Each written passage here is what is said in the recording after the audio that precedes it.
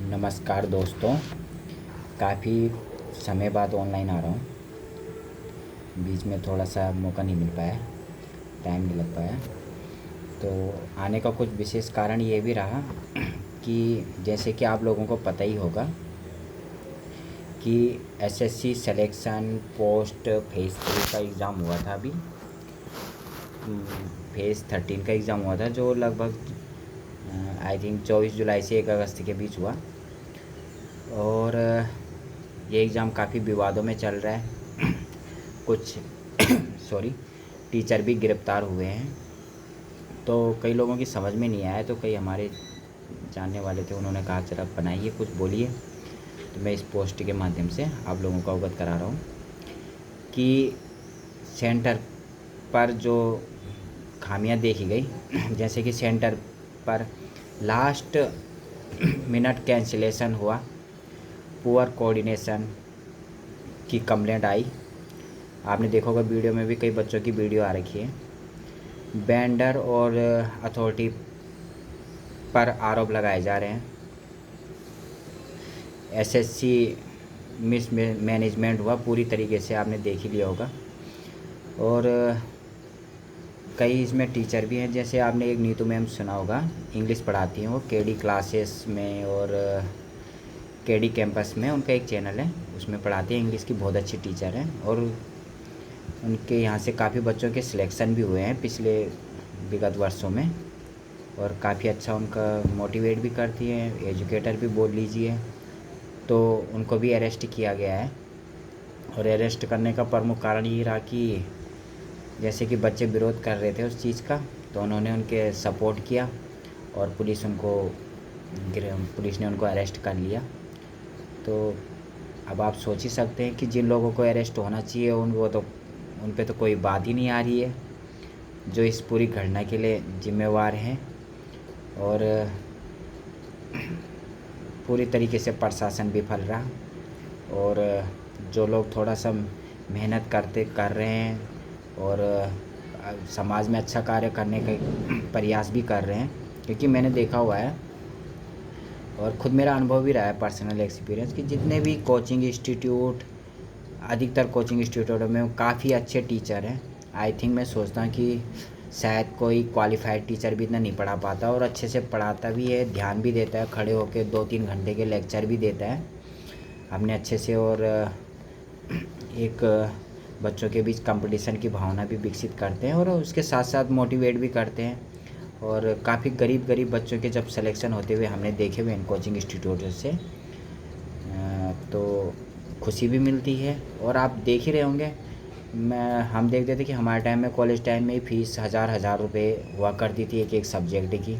लेकिन आज के टाइम पे देखिए, ऑनलाइन से इतने सस्ते कोर्सेज उन्होंने किए हुए हैं, 400, 500, 800 रुपये में आपको पुलिस और इन चीज़ों की तैयारी करवा दे रहे हैं। तो काफ़ी अच्छा प्रयास है उन लोगों का भी।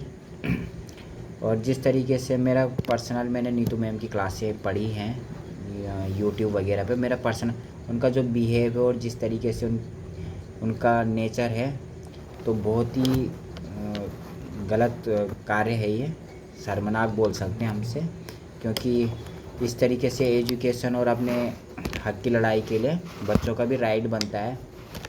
और शांतिपूर्वक प्रदर्शन कर रहे थे, कई बच्चों के साथ लाठीचार्ज भी हुआ दिल्ली में, जंतर मंतर, और जो उनका कैंपेनिंग था कि दिल्ली चलो रैली में, तो कोई जिम्मेवारी लेने को तो तैयार है नहीं। बस वही चल रहा है देश में, अंधेर नगरी चौपट राजा वाला हिसाब है। और जो लोग इस तरीके से लाठीचार्ज और ये चीज़ें कर रहे हैं, चाहे पुलिस भी, वो भी हम इंसान ही होते हैं। भले उनको कुछ टाइम के लिए वर्दी मिली हुई है, कुछ समय के लिए होती है, 20 साल 30 साल, उसके बाद उन्होंने सिविल में ही आना है। और इस तरीके से कर रहे हैं, तो अच्छा नहीं कर रहे हैं, मेरा सोचना है। और दूसरी चीज़ कि आप एक पढ़े लिखे बच्चों पे ये समझो कि जो एसएससी वगैरह का टेस्ट दे रहे हैं, तो सभी ग्रेजुएट लड़के हैं, और उनके साथ आप ऐसे बिहेव कर रहे हैं। और जो हमारी फैकल्टी कई उसमें डॉक्टरेट और पीएचडी हैं, उनके साथ आप इस तरीके का बिहेव कर रहे हैं, तो कहीं भी अच्छा नहीं है। और एक बुरा मैसेज है पूरे ही संसार के लिए कि शिक्षक का जो इस तरीके से हो रहा है। आप उन पे तो कभी लाठीचार्ज नहीं करते या उनके खिलाफ़ तो कंप्लेंट नहीं करते कि जो 1.5 2 करोड़ कॉलेजों में डॉक्टरों की फ़ीस ले रहे हैं बनने के। आपने देखते ही होंगे हमारे, अब मैं नाम नहीं लेना चाहूँगा, लेकिन आप देखिए आज मेडिकल की पढ़ाई 1 करोड़ रुपये 90 लाख रुपये ऐसी हो रखी है इंस्टीट्यूट। वहाँ आपको इनको दिखाई नहीं देता, वहाँ उनको बिजनेस दिखाई देता है और सरकार को अपनी जेबें गर्म करनी होती है टैक्स के रूप में। और बस यही है।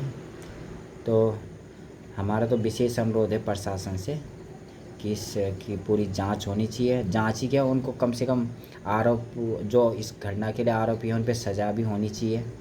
क्योंकि आप देख रहे हो कि बच्चों के लिए तो नियम बनते हैं, अभी नकल अध्यादेश और क्या क्या आ रखे हैं पूरे ही देश में। फाइन भी है, 1 करोड़ से लेके 10 करोड़ तक का जुर्माना रखा हुआ है बच्चों के लिए, अगर कोई नकल करते हुए पकड़ा जाएगा। उसमें कुछ है, ऐसे ही कुछ है, आप देख सकते हैं नकल अध्यादेश में।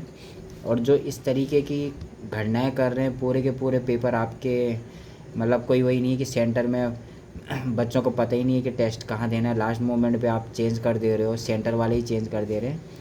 तो बड़ा ही खेदजनक है और आने वाले टाइम में बहुत ही बुरा है। और सब वैसे भी नौकरी की तैयारी केवल एक जिसको ज़रूरत होती है वही तैयारी करते हैं, क्योंकि जिनके पास ठीक ठाक होगा वो अपना बिजनेस करेंगे और अच्छे से काम करेंगे।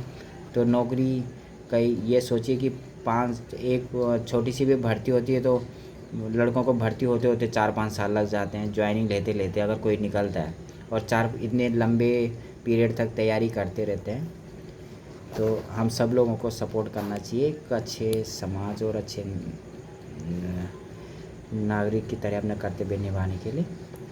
तो इसी के साथ अपने शब्दों को विराम देते हैं। धन्यवाद।